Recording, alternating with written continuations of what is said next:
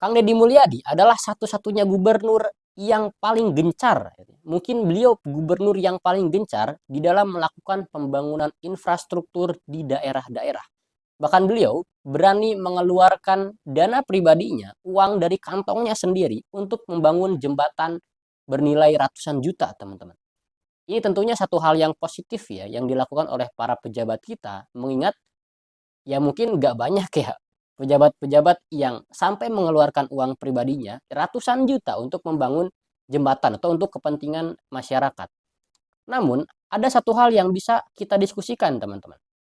Apakah membangun infrastruktur itu adalah satu-satunya hal yang mesti dilakukan oleh para pejabat? Atau ada hal yang lebih penting yang bisa dilakukan?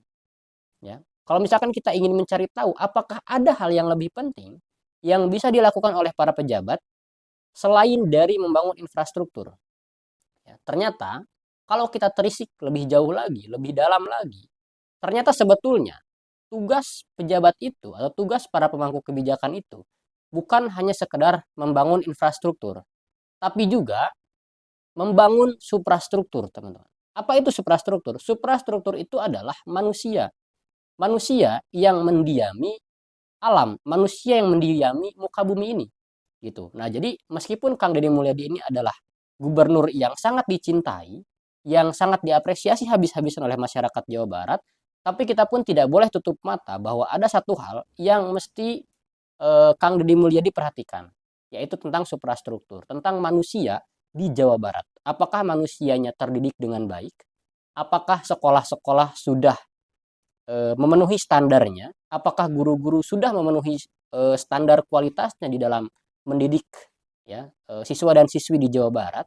Apakah kemudian orang tua di Jawa Barat itu adalah orang-orang tua yang mahir ya, orang tua yang mahir di dalam mendidik anak-anaknya, atau apakah para pemuda di Jawa Barat itu adalah pemuda-pemuda yang cukup berkompeten dalam eh, apa namanya aktivitas atau produktivitasnya sehari-hari ya, bekerjanya, bersekolahnya, kuliahnya. Nah, ini pun yang mesti kita perhatikan. Apakah Jawa Barat sudah berada di titik itu, berada di kualitas suprastruktur yang baik atau tidak. Nah, ini kita bisa berdiskusi teman-teman di kolom komentar bawah. Apakah Kang Deddy Mulyadi sudah membangun suprastruktur Jawa Barat dengan baik? Ya, atau Kang Deddy Mulyadi hanya fokus terhadap pembangunan infrastruktur, meskipun itu juga hal yang baik sebetulnya. Ya, kita apresiasi. Saya pun apresiasi besar-besaran lah ya terhadap Kang Deddy Mulyadi. Namun tadi kita mesti melihat satu sisi yang lain gitu, yaitu tentang pembangunan suprastruktur atau manusia-manusia di Jawa Barat, teman-teman. Gas, kita berdiskusi di kolom komentar bawah.